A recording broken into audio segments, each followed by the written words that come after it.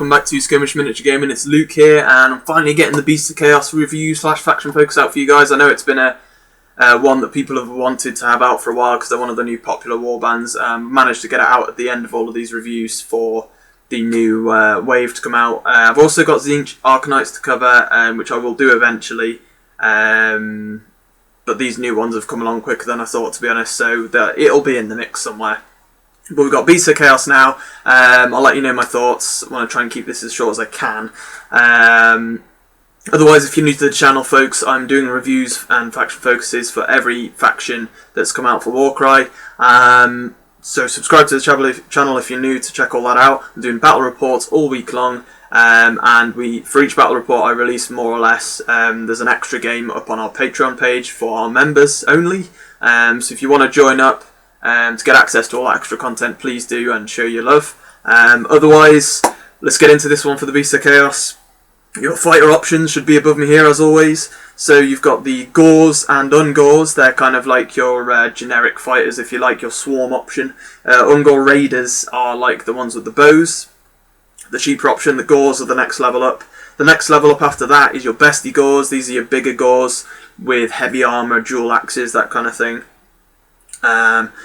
They're very like alpha pack, wolf pack kind of the way these guys in their lore work, so you can kind of see where that's going there, like a tier of challengers, I suppose, in the pack. But otherwise, your more elite options, you've got Dragon Ogres. These guys are pretty cool, so they're like half dragon, half ogre, pretty awesome. And then you've got the Bulgars, which are like your Minotaur kind of fighters. And you've got different loadout options for each of these. As I get into those later, you'll know, you'll be able to see what I mean.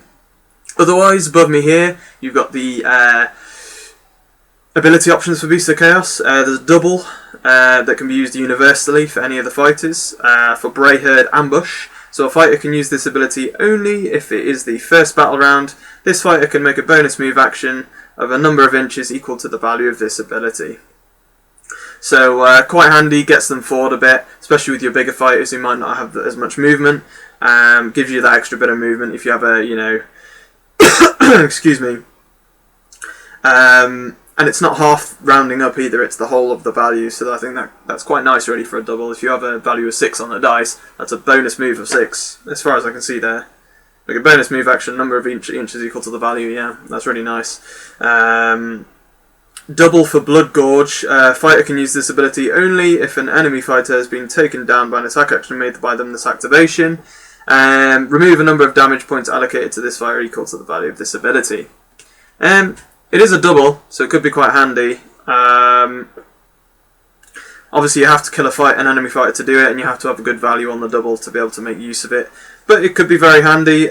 You can use that with, and I'll just get the cards up here because my memory is blanked on me. So the Bulgars can use it, and the Dragon Ogres are a different ability. So it is just the Bulgars that I can see that can use that one, yeah.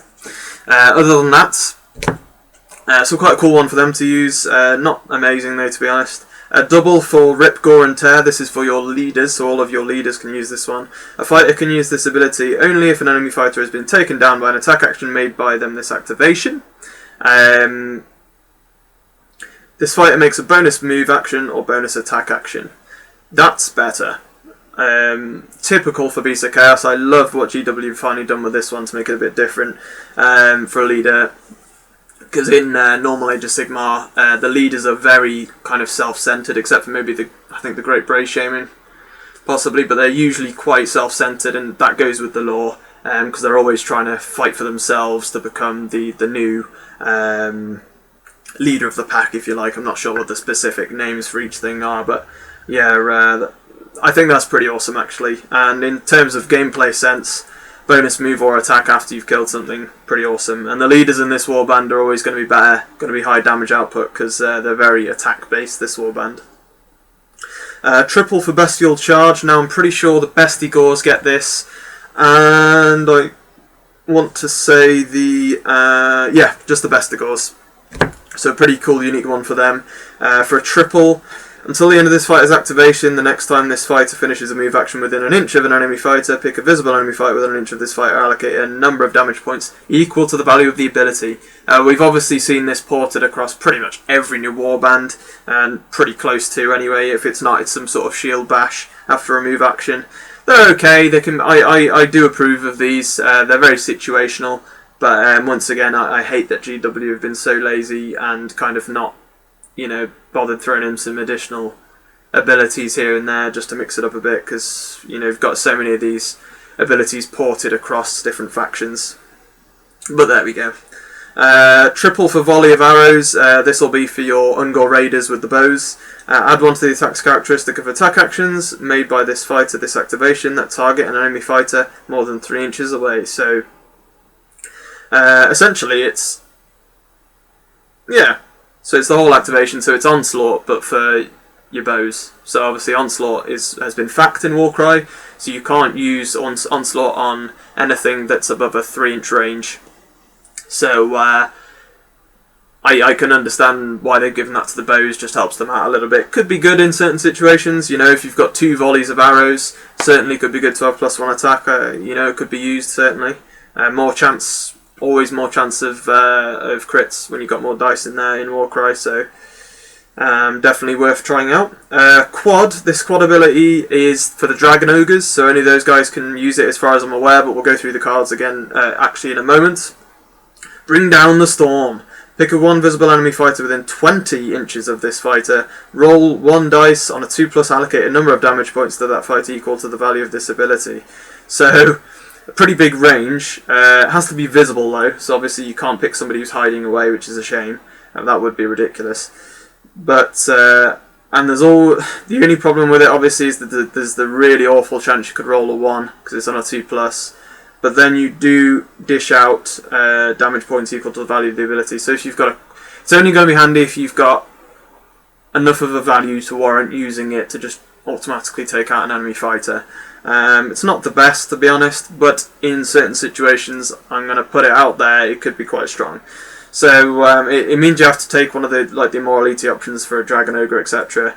But I think certainly could be quite handy there. Yeah, but that is the abilities, guys. Overall, pretty cool. Some nice ones in there. I really like the leader one, to be honest. That's my favourite in there. But let me know what you think in the comments below. The bonus move for any fighter in the warband is very strong. The ambush. But what we'll do here is we'll go from top to bottom, from the lower rankings of the pack to the alpha male, if you like, more or less. So what I'll start with here, above on my screen, you should be able to see the Ungor Raiders, the Gors options. So we've got 140 point leader option for the Ungor Raiders with the bow and the sword. Movement 5, so pretty good movement for Beast of Chaos. Toughness 3 though, so obviously pretty weak for the Ungor Raiders. 16 health for the leader. He can use that bow ability to add the attacks. 315 range attack for the bow, 2 attacks, strength 3, 1/3 damage. Not really too bad at all. You'd go up to 3 attacks on that with the ability per attack action. Close combat attack, range 1, 3 attacks, strength 3, 2/4 damage. That's pretty good in combat, to be honest, 2/4 damage. That's not bad at all. Obviously, he's your leader, and he's very squishy. But if you want to go swarm, you want to use him as your leader and take a ton of raiders, could be quite a fun list to play. The normal raider is just 8 health with a bow, toughness 3, movement 5, 315 range, 2 attacks, strength 3, 1/3 damage, and the close combat attack is generally just worse. I'm not going to go through them every single stat on these guys because we've got a lot of fighter cards to go through here. You can see them above me if you want to check them out. We go into the close combat Ungor Raiders, I believe here. So a shield and a sword. You've got movement 5, toughness 4, so your toughness goes +1 because of the shield. 16 health. This is obviously the leader option, so more health again. Range 1 attack, it's 3 attacks though, strength 3, 2/4 damage again, so quite nice there. Might be that you want to take that option for your leader, although I suppose your Ungor Raider leader would be sitting back, so you could take either really. You've then got a pike option instead of the shield, so it goes... pike option with a shield instead of the sword, so range 2, 2 attacks, strength 3, 1/4 damage. You've then got a shield with a mace. That is 8 health, movement 5, toughness 4 with the shield. Range 1 attack, 2 attack, strength 3, 1/3 damage. You've got, now you go on to the Gores. These are the slightly bigger fighters. You've got a dual axe guy, so he's got 2 separate axes in his hands. So no, these guys go up to toughness 4 anyway, because they're slightly bigger. So if you want to get some combat-y Beast of Chaos in there, these are probably more the ones to go with. Use the Raiders for the bows. Movement 5, 20 health for your leader, obviously, so this is the leader option I'm looking at. Range 1 attacks, 4 attacks, strength 4, 2/4 damage, so you're going up in strength and attacks there. And that's the leader option, 170 points. 55 points for the normal option, so this is your dual axe for the Gores. Movement 5, toughness 3, 10 health, so 2 health better than the Ungol Raider. And just to point out, I think the Ungol Raiders are about 70 odd points, 60 odd points in comparison. So, you know, interesting. Same health, one less toughness though, because he's not your leader option for this Gore, so toughness 3.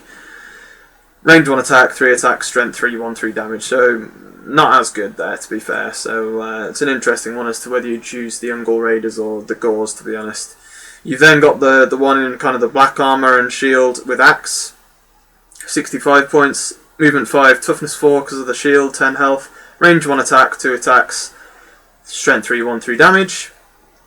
That is your Gores as far as I can see. I do have, what we'll do first I think is go through the Beastie Gores, the Bestie Gores, so you should be able to see them now as well.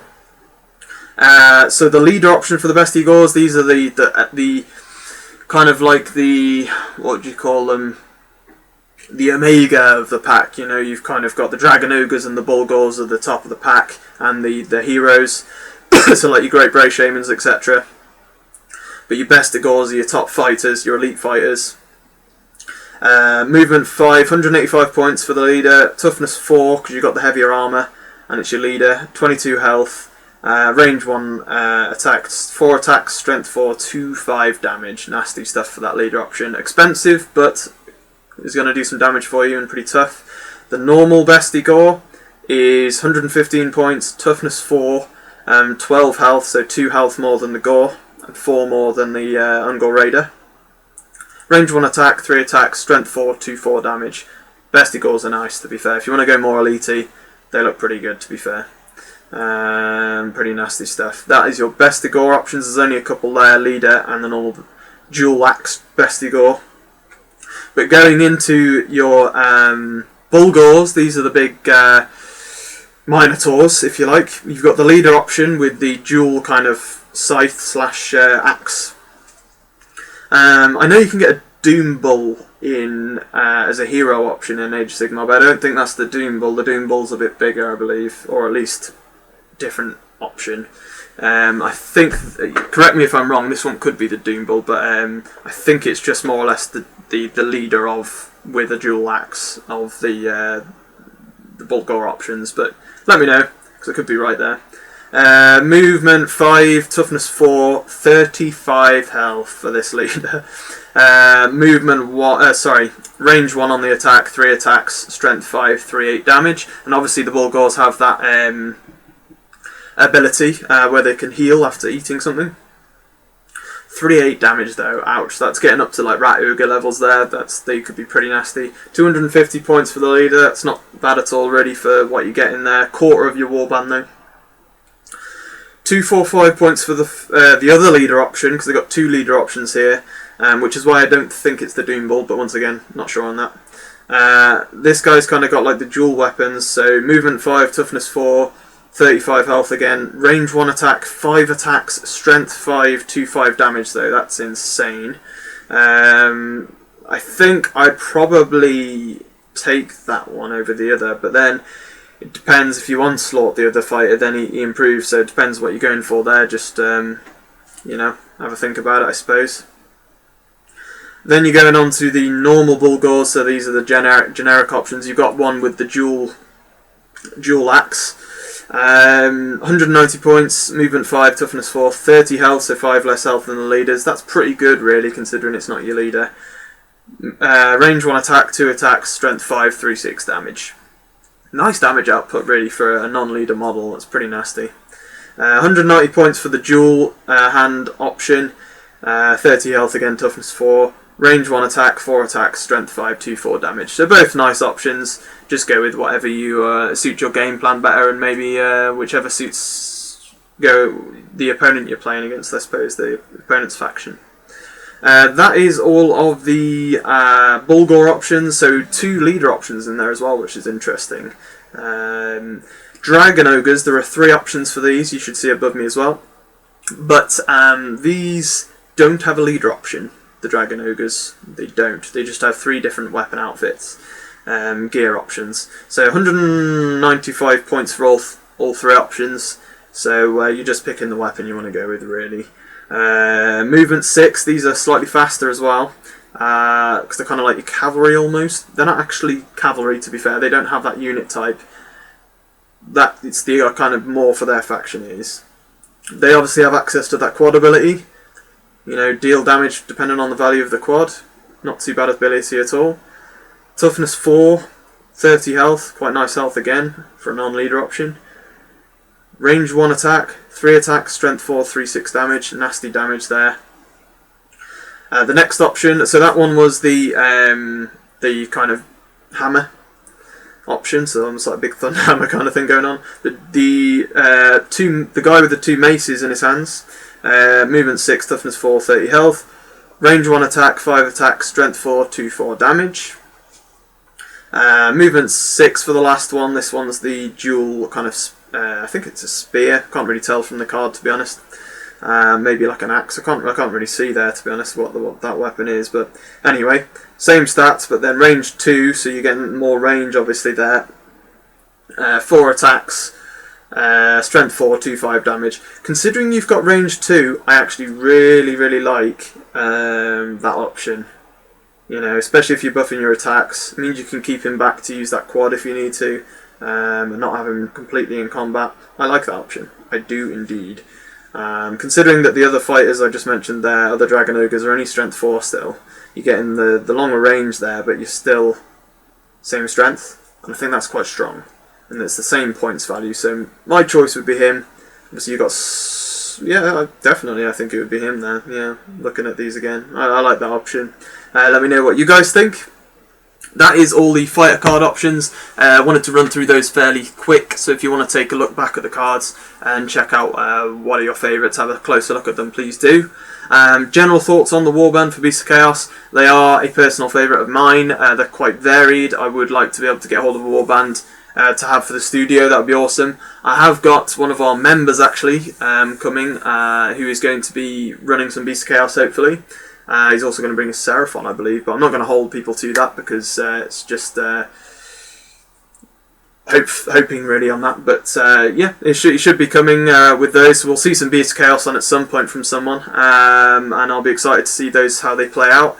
They've got a nice variety. I think out of a lot of the, maybe aside from Skaven, they've got a lot of variety, a lot of options in there to make it a fun warband to play with for any newcomer, I think. And I'd have to say the same about, say, Skaven for the new warbands. Obviously these reviews are coming out before the second wave of cards, so obviously once I've been through all of them, I am going to do a video like a skirmish cast, because I haven't done one of those in a while, and go over all of the new warbands and have like maybe a top 5 or something of my favourite factions, and then maybe do my top 5 meta draw. I think that could be pretty awesome. Otherwise, I hope you guys have enjoyed watching this one. Subscribe if you're new. Like I say, I'm going to be covering faction focuses / reviews of every new faction for Warcry, and I've already released a ton for this current wave. Just did Fire Slayers yesterday. They came out in the White Dwarf for this month, so you can check that out. But definitely I'd suggest picking up Beasts of Chaos. Some nice abilities in there, some really nice variation. I think there's a lot of different ways to play them. I can see them being fairly competitive as well. Not up there top tier yet, but I do want to kind of see a lot more of these new warbands play before I can make statements like that. But like I say, guys, throw a like on the video, leave comments down below to let us know what you think of this Beasts of Chaos faction. What lists are you going to run? What do you like the look of? Do you not like them? Do you not like the look of what they've been given? You know, how strong they are, etc. Would you have liked to have seen something else given to them? Let us know in the comments below. But otherwise, guys, I'll see you next time, and